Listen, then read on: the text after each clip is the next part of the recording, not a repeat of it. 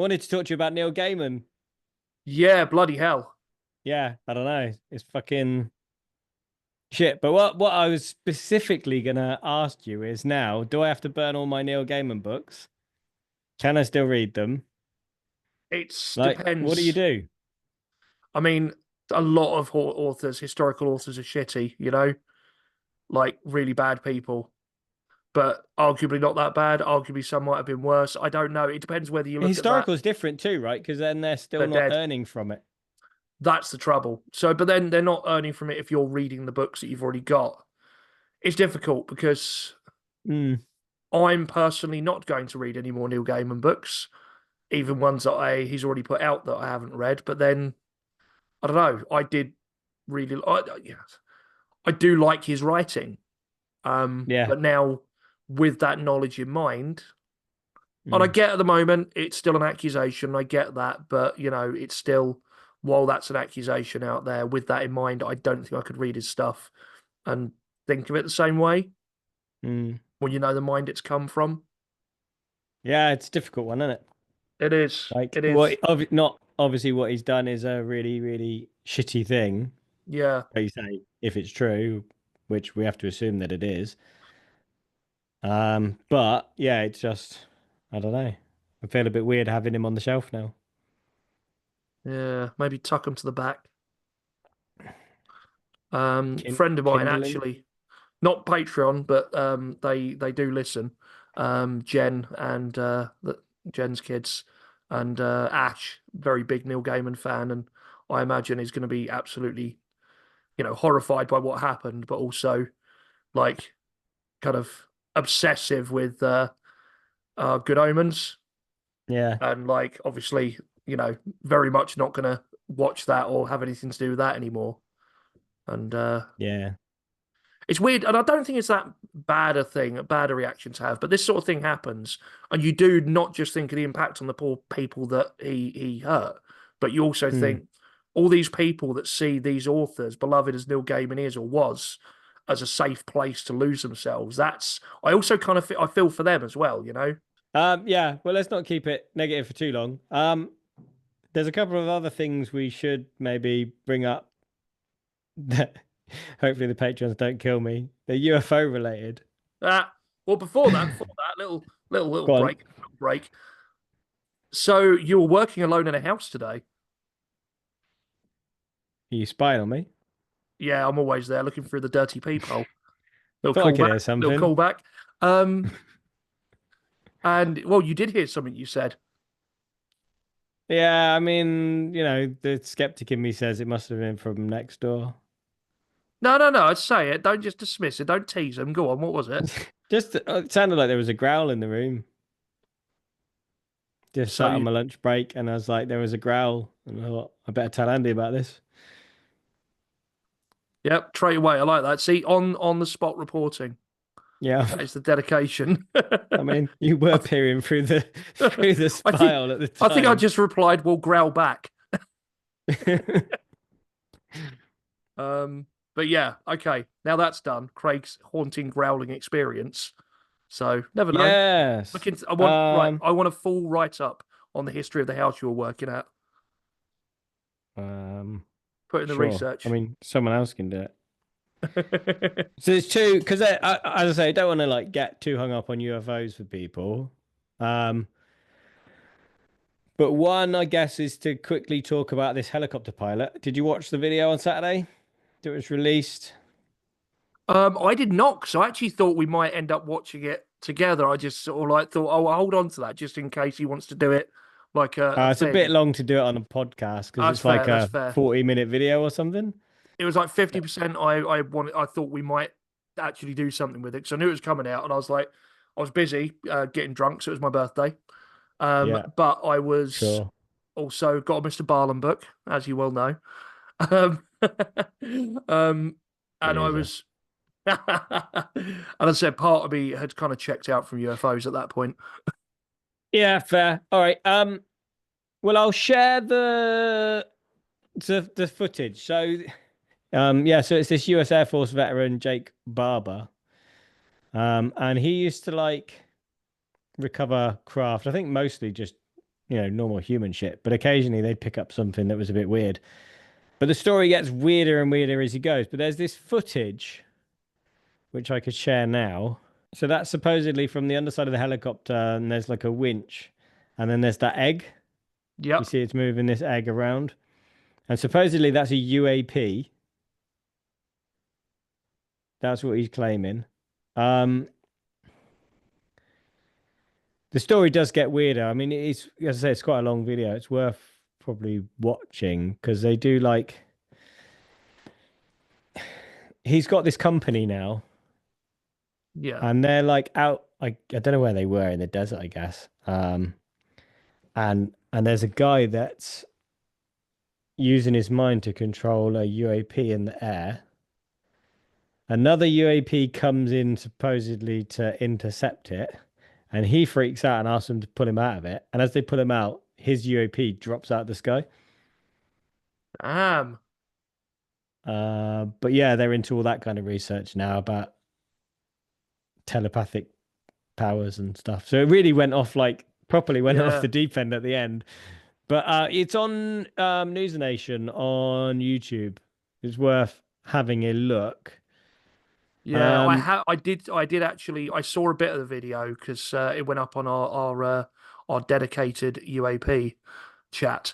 But yeah, as I said, I was going to properly, sort of go into it with yeah. you initially. But yeah, that's what are your Um, thoughts on it? I mean, with the telepathic thing, I wasn't sure whether it was hmm. telepathic thing or like a Neuralink style thing. I think it's supposed to be telepathic. Maybe I'm using the wrong word. Technology or psychic powers. Psychic powers. Okay, yeah, yeah, telepathic or telekinesis, maybe. Yeah, Yeah. yeah. Um, Um, yeah, telekinetic's the one where you move stuff. yeah. Yeah, and these Charles Xavier. are yes. So they have like health implications and stuff as well from one of the things that they picked up in like this Dropbox and gets a little bit Rendlesham Forest, I guess, in that one. Yeah.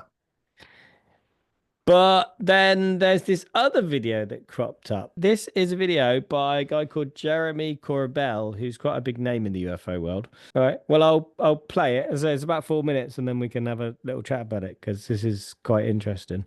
Sounds good. Play it. Your government now wants you to know one truth, and that truth is that UFOs are real. They've already done told you. Sometimes when you want somebody to know a truth, it's so you can set them up to believe a lie. All indications, like all of them, is that that lie is going to be that there is a craft slowly making its way to us here on Earth. You even got a date. People have been whispering a date for a long time now. I know where that lie comes from. I know specifically what document from the 70s initiated the idea of that lie. A classified document. That is the lie you will be told. I sent you 2 texts today with a year. Not from me. Nope. I'm not going to propagate that lie. So That's the lie. there's a little bit of me that kind of thinks he's Peter Paget with a cool accent. Yeah. Um, I mean, yeah. he's a much bigger name in the UFO world currently, at least, than Peter Paget. Yes. Having a bigger name in these circles, though, as much as I respect it, a lot of it, sometimes it does just mean that you've got better connections and you have more charisma. As you can say, he's got a podcast with George Knapp, who is also the other big Yeah. UFO name at the moment. It'd be nice to know why the lie was coming. Because NWO, right? Yeah, but I mean, there's a lot of other things they could do to that, And I know it always makes me laugh, and I'm not going to get into it too much, otherwise they'll come for me. But it does make me laugh sometimes. And again, I do want to cover conspiracies at some point, and this is one of the reasons when we sit here going, "Oh man, it's the one world government, right?" Yeah. So they don't want you to know this, but it's the vaccines, it's the chemtrails, it's there's a secret cabal of people in robes. It's like they don't fucking have to wear robes. Like literally, a group of oligarchs and billionaires do meet together and discuss world shit. But they do it openly, you know. It's not a secret, you know. And They Heil Hitler on yeah, that's it. on Can stage we in get front of them. can we get a little screen grab of you doing that? But yeah, you know, it's pretty much, you know, sort of the people talk about the NWO and, you know, sort of it's kind of already there in a way. It has been for a long time, and it's not really a conspiracy theory. It's just lots of rich people can control media and politicians. It's kind of, well, I mean, it dates back to Rome and beyond, I imagine, you know, that kind of method. Yeah.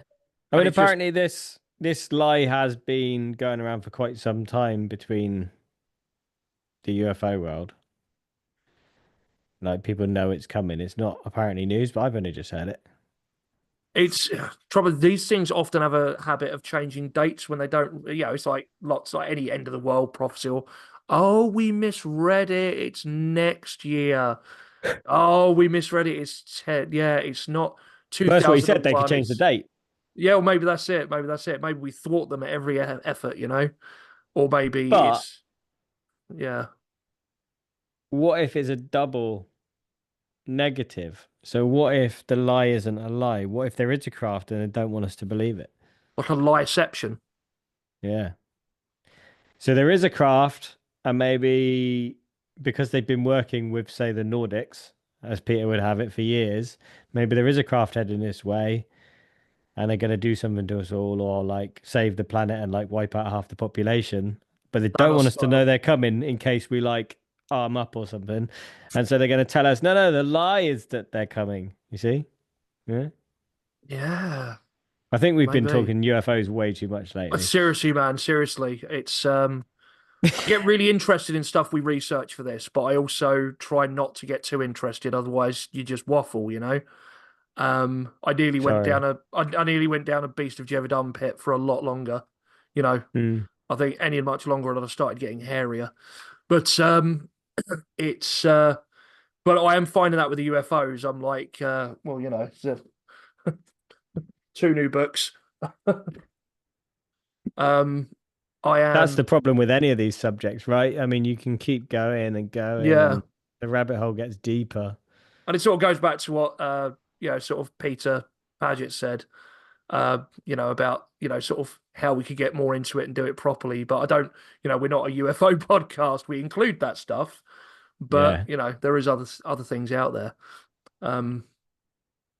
But yeah, I always, when they have a date on things, that's one of the things that raises like that flag of suspicion for me. Are we now part of the spreading of the lie? Or drawing awareness to the lie, because we've called it a Yes. lie. But that's what they want you to think it's a lie, which is means Too long on UFOs. They're in my head. Yes, they are. They're controlling you. Okay. We'll end on this, all right? Because we want to end on something. It's not a UFO. We're going to give the last word to this little girl. Deal? Go on then. Thanks for listening, everyone. No. No. No, he's sleeping.